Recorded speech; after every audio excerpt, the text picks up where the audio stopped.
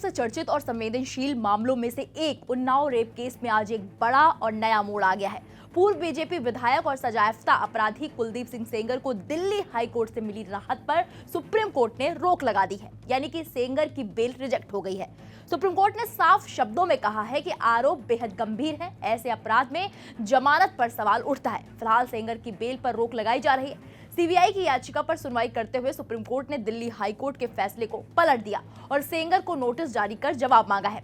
अब सवाल यह है कि दिल्ली हाई कोर्ट ने आखिर सेंगर को जमानत क्यों दी थी, सुप्रीम कोर्ट में आज क्या क्या हुआ और क्या पीड़िता को अब इंसाफ मिलता हुआ दिखाई दे रहा है। आज सुप्रीम कोर्ट में जैसे ही उन्नाव दुष्कर्म मामले की सुनवाई शुरू हुई, कोर्ट ने साफ कर दिया कि हम फिलहाल दिल्ली हाई कोर्ट के आदेश पर रोक लगाने के पक्ष में है। मुख्य न्यायाधीश जस्टिस सूर्यकांत की अगुवाई वाली बेंच ने कहा कि यह मामला केवल जमानत का नहीं, न्यायिक विवेक और पीड़िता की सुरक्षा का भी है। सीबीआई की ओर से दलील रखते हुए सॉलिसिटर जनरल तुषार मेहता ने कोर्ट को बताया, पीड़िता की उम्र 16 साल से कम थी। अपराध पॉस्को और आईपीसी की गंभीर धाराओं के तहत आता है। ट्रायल कोर्ट ने निर्विवाद रूप से सेंगर को दोषी ठहराया। आईपीसी की धारा 376(2) के तहत न्यूनतम सजा 20 साल और अधिकतम सजा आजीवन कारावास यानी कि जैविक जीवन के अंत तक है। ऐसे अपराध में जमानत देना न्याय के सिद्धांतों के खिलाफ है। सुप्रीम कोर्ट ने सुनवाई के दौरान बेहद सख्त टिप्पणी करते हुए कहा, इस अपराधी को किसी भी मामले में जमानत नहीं मिलनी चाहिए। आज अंतिम फैसला नहीं दिया जा रहा है, लेकिन दिल्ली हाई कोर्ट के आदेश पर रोक जरूरी है। वहीं जब सेंगर के वकीलों ने यह दलील दी कि दिल्ली हाई कोर्ट के जजों की तस्वीरें सोशल मीडिया पर वायरल की जा रही हैं, तो सीजेआई ने कड़ी नाराजगी जताई। मुख्य न्यायाधीश ने कहा, यह दुर्भाग्यपूर्ण है। न्यायपालिका को डराने धमकाने की कोशिश बर्दाश्त नहीं की जाएगी। बहस कोर्ट के भीतर होनी चाहिए, सड़कों पर नहीं। कोर्ट ने साफ कहा कि राजनीतिक फायदा उठाने की कोशिश न्यायिक प्रक्रिया को प्रभावित नहीं कर सकती। अब समझते हैं कि दिल्ली हाई कोर्ट ने आखिर सेंगर को जमानत क्यों दी थी। दरअसल दिल्ली हाई कोर्ट ने अपने आदेश में कहा था कि कुलदीप सेंगर 7 साल से ज्यादा समय से जेल में है। उनकी अपील पर सुनवाई में लगातार देरी हो रही है। अब तक 7 बार सुनवाई टल चुकी है। ऐसे में आरोपी के संवैधानिक अधिकार प्रभावित हो रहे हैं। हाईकोर्ट का मानना था कि अगर अपील का निपटारा जल्दी नहीं हो पा रहा है तो आरोपी को अनिश्चित काल तक जेल में रखना न्याय के खिलाफ हो सकता है। इसी आधार पर दिल्ली हाईकोर्ट ने सेंगर की सजा पर रोक लगाते हुए जमानत दे दी थी। लेकिन इसी फैसले के बाद पीड़िता ने दिल्ली में प्रदर्शन शुरू कर दिया और सीबीआई ने तुरंत सुप्रीम कोर्ट का दरवाजा खटखटाया। पीड़िता के वकील ने सुप्रीम कोर्ट में साफ कहा, पीड़ित परिवार आज भी खतरे में है। इस पर सीजेआई ने कहा कि पीड़िता के पास अलग से एसएलपी दाखिल करने का पूरा अधिकार है। इसके लिए किसी विशेष अनुमति की जरूरत नहीं है। कोर्ट ने यह भी कहा कि आपके पास सभी कानूनी उपाय मौजूद हैं। कोर्ट ने यह स्पष्ट किया है कि सेंगर को रिहा नहीं किया जाएगा। नोटिस जारी किया गया है, जवाब दाखिल करने के लिए समय दिया गया है। अगली सुनवाई अब 4 हफ्ते बाद होगी। जानकारी के लिए आपको बता दें कि कुलदीप सेंगर पर सिर्फ दुष्कर्म का ही आरोप नहीं है। पीड़िता के पिता की हिरासत में मौत, सड़क हादसे में पीड़िता के रिश्तेदारों की मौत, गवाहों को धमकाने जैसे गंभीर आरोप भी सेंगर पर लगे हैं। और फिलहाल सेंगर दूसरे मामले में भी जेल में है। इसी पर सुप्रीम कोर्ट ने टिप्पणी की, स्थिति अजीब है। आरोपी दूसरे मामले में भी जेल में है। वहीं पीड़िता के वकील महमूद प्राचा का भी बड़ा बयान सामने आया है। क्या कुछ कहा है उन्होंने, आप भी सुनिए।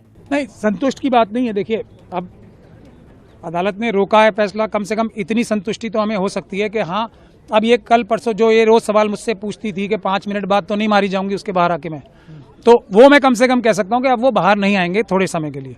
बट क्या ये खुशी की बात है, क्या ये संतुष्टि की बात है?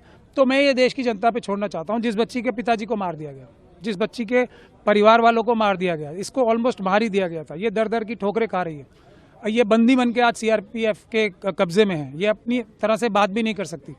इसको चारों तरफ से घेरा हुआ है सबने, और इस जैसी कितनी बच्चियां हैं। तो इससे मैं सेटिस्फाई हो जाऊं तो ये मैं अपने आप से भी अन्याय करूंगा और देश से भी अन्याय करूंगा। कहीं ना कहीं जो उम्र कैद की सजा पर रोक लगा दी गई थी, ये कहीं ना कहीं जो शब्द है ना, ये काफी खतरनाक शब्द है। कहीं ना कहीं नहीं, आदमी जिंदा होता है या मर जाता है, आदमी को न्याय मिलता है या नहीं मिलता। कहीं ना कहीं न्याय नहीं मिलता। ये कहीं ना कहीं बहुत ही डेंजरस कॉन्सेप्ट है।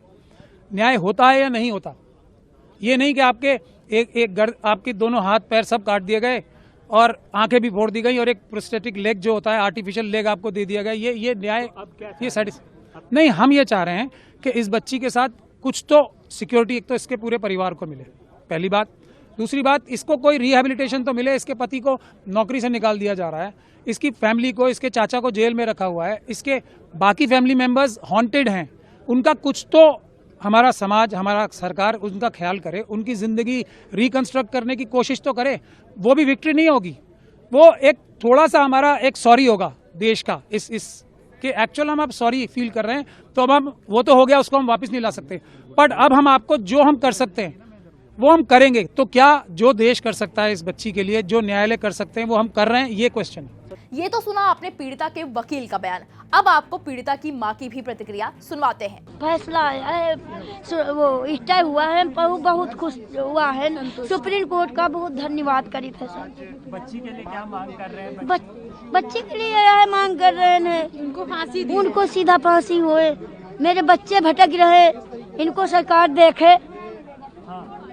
सरकार क्या आप लोगों को प्रताड़ना की जा रही है? क्या आप लोगों को बहुत परेशान किया जाता है? सुरक्षा भी छीन ली गई है। कल हमारी बहन के पास सुरक्षा है, हमारी सुरक्षा भी छीन ली गई। बीजेपी का हमारा 10 साल का भाई हो, अकेले स्कूल जाता है, रास्ते में ये कुछ भी कर सकते हैं। जब ये 15 लाख रुपए कोर्ट को दे सकते हैं, तो ये 5 लाख रुपए दे के मेरे भाई को मरवा नहीं सकते हैं।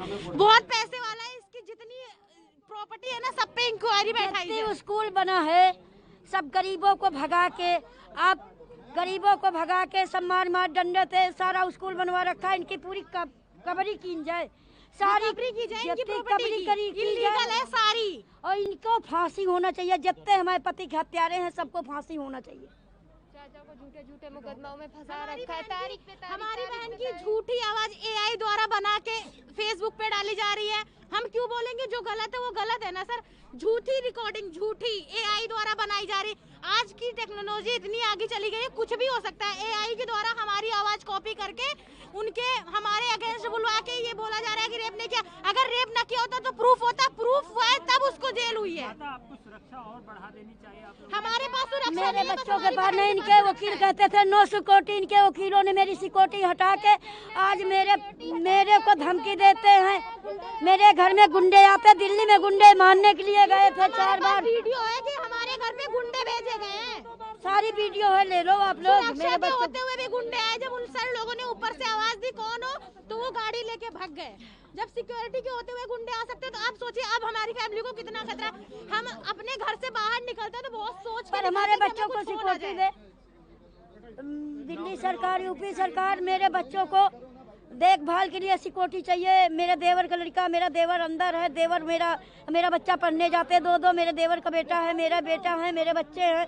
इनको एकदम सेफ रखा जाए, इनको सिक्योरिटी दी जाए मेरे बच्चों को। हाँ, अब हमारे पापा तो है नहीं, हमारे पापा को उन लोगों ने मार दिया, और जिन लोगों ने हमारे पापा को मारा वो जेल के बाहर है, गांव में घूम रहे हैं। हमको लोगों को धमकी देते हैं। जेलों पर हैं। नौकरी मेरे बच्चों को, पीड़िता को दिया जाए।